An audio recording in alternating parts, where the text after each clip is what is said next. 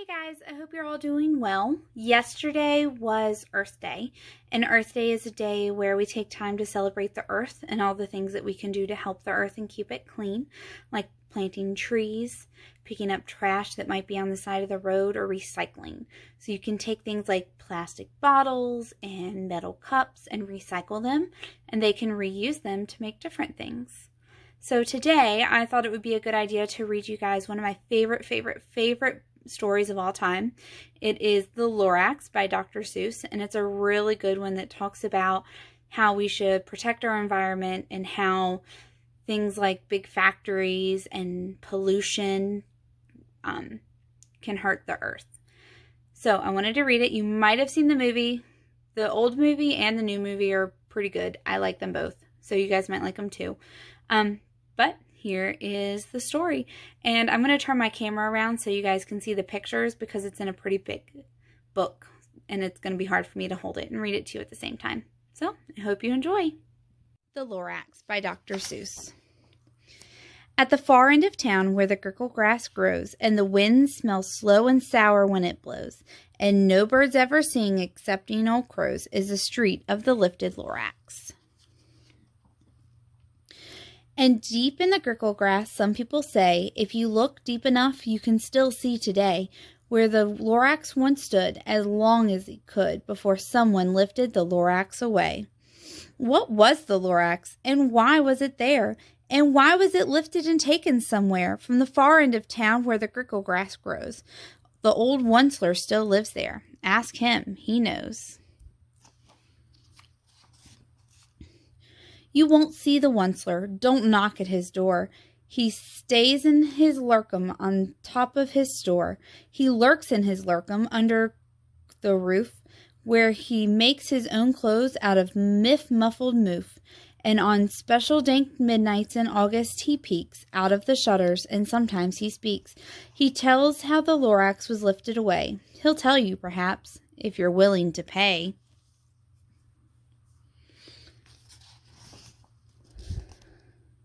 On the end of a rope, he lets down a tin pail, and you have to toss in 15 cents and a nail, and the shell of a great-great-great-grandfather snail.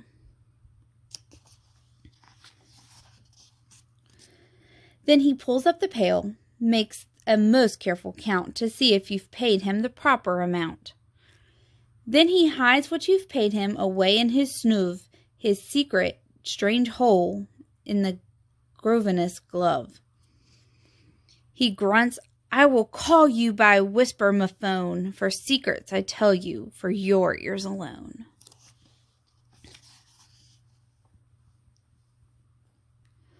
Shloop! Down sloops the whisper my phone into your ear, and the old Onceler whispers are not very clear, since they have come down through a sniggerly hose, and he sounds as if he had smallish bees up his nose.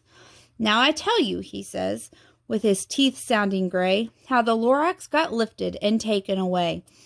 It all started way back, such a long time back. Way back in the days when the grass was still green, and the pond was still wet, and the clouds were still clean, and the song of the swami swans rang out in space. One morning I came to this glorious place, and I first saw the trees, the truffula trees, the bright-colored tufts of the truffula trees, mile after mile in the fresh morning breeze. And under the trees I saw brown barbaloots, frisking about in their barbaloot suits, and they played in the shade and ate truffula fruits. From the ripulous pond came the comfortable sound of the humming fish humming while splashing around. But those trees, those truffula trees, all my life I've been searching for trees such as these. The touch of their tufts are much softer than silk, and they had a sweet smell of fresh butterfly milk. I felt a great leaping joy in my heart, and I knew just what to do. I unloaded my cart. In no time at all, I had built a small shop. Then I chopped down a truffula tree with one chop. And with great skillful skill, with great speedy speed, I took a soft tuft and I knitted a thneed. The instant I finished, I heard a gazoomp. I looked. I saw something pop out of a stump of the tree I chopped down. It was sort of a man. Describe him? It's hard. I don't know if I can. He was shortish and oldish and brownish and mossy, and he spoke with a voice that was sharpish and bossy.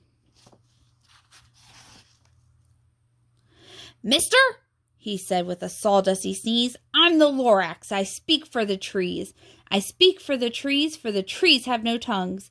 And I'm asking you, sir, at the top of my lungs." He was very upset, and he shouted and puffed, "What's that thing you made from my truffula truff?" "Look, Lorax," I said, "there's no cause for alarm. I chopped down just one tree. I'm doing no harm. I'm being quite useful. This thing is a thneed. A thneed is a fine thing, something that all people need. It's a shirt, it's a sock, it's a glove, it's a hat, but it has other uses, yes, far beyond that. You can use it for carpets, for pillows, for sheets, or curtains, or covers for bicycle seats." The Lorax said, "Sir, you are crazy with greed. There is no one on earth who would buy that fool thneed."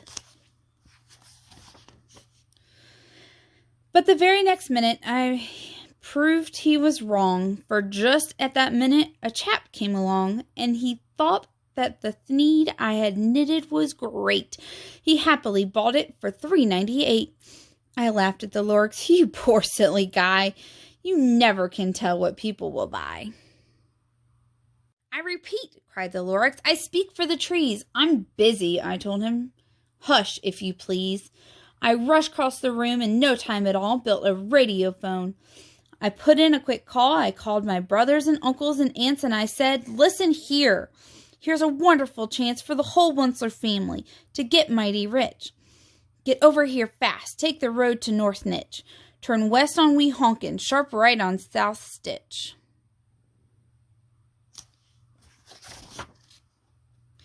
And in no time at all, in a factory I built, the whole Wensler family was working full tilt.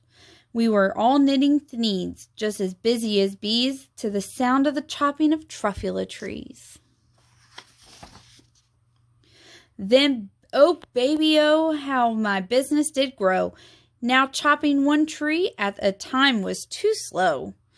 So I quickly invented a super axe hacker, which whacked off 4 truffula trees in one smacker. We were making thneeds 4 times as fast as before, and the Lorax, he didn't show up anymore.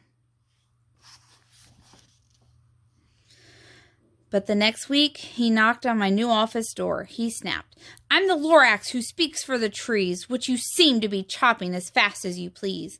But I'm also in charge of the brown barbaloots, who played in the shade in their barbaloot suits, and happily lived eating truffula fruits. Now, thanks to your hacking my trees to the ground, there's not enough truffula fruit to go round, and my poor barbaloots are getting the crummies because they have gas and no food in their tummies."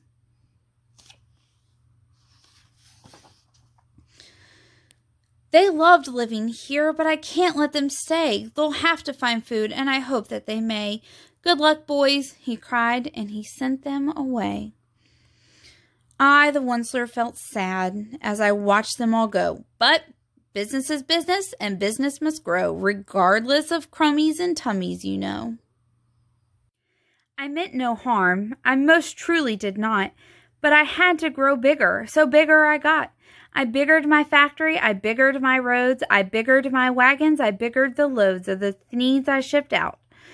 I was shipping them forth to the south, to the east, to the west, to the north. I went right on biggering, selling more thneeds, and the biggered my money, which everyone needs. Then again, he came back. I was fixing some pipes when the old nuisance Lorax came with more gripes. I am the Lorax. He coughed and he whiffed. He sneezed and he snuffled. He snarled and he sniffed. Onceler, he cried with a crofulous croak. Onceler, you're making such smogulous smoke. My poor swanny swans, why they can't sing a note. No one can sing with the smog in their throat. You guys see the skies? They're not as blue as they used to be.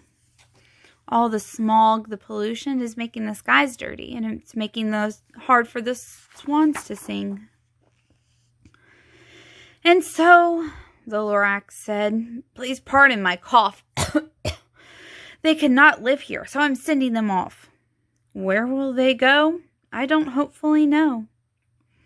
They may have to fly for a month or a year to escape the smog you've smogged around here. What's more, snapped the Lorax. His dander was up. Let me say a few words about gluppity-glup. Your machine chugs on day and night without stop, making gluppity-glup. Also sloppity-slop. And what do you do with this leftover goo? I'll show you, you dirty Onceler man, you. Ew, look at the water.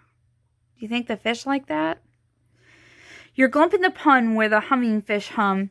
No more can they hum, for their gills are all gummed. So I'm sending them off. Oh, their future is dreary. They'll walk on their fins and get woefully weary in search for some water that isn't so smeary. And then I got mad. I got terribly mad. I yelled at the Lorax. Now listen here, Dad. All you do is yappity-yap and say bad, bad, bad, bad. Well, I have my right, sir, and I'm telling you I intend to go on just doing what I do. And for your information, you Lorax, I'm figuring on biggering and biggering and biggering, turning more truffula trees into things, which everyone needs. And at that very moment, we heard a loud whack. From outside the fields came a sickening smack of an axe on a tree. Then we heard the tree fall, the very last truffula tree of them all.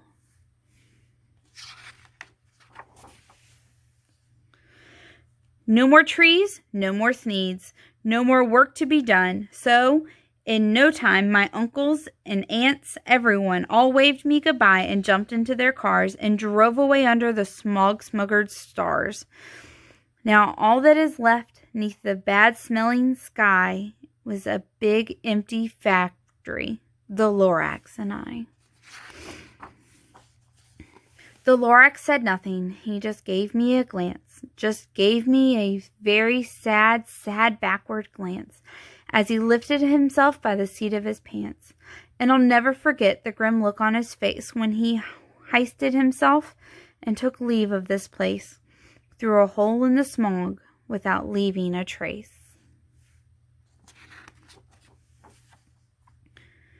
And all that the Lorax left here in this mess was a small pile of rocks with one word: unless. Whatever that meant, well, I just couldn't guess. That was long, long ago, but each day since that day, I've sat here and worried away. Through the years while my buildings have fallen apart, I've worried about it with all of my heart. But now, says the Onceler, now that you're here, the word of the Lorax seems perfectly clear. Unless someone like you cares a whole awful lot, nothing's going to get better. It's not. So, catch, calls the Onceler. He let something fall. It's a truffula seed, the last one of all. You're in charge of the last of the truffula seeds. And truffula trees are what everyone needs. Plant a new truffula. Treat it with care, give it clean water, and feed it fresh air. Grow a forest, protect it from axes that hack. Then the Lorax and his friends may come back.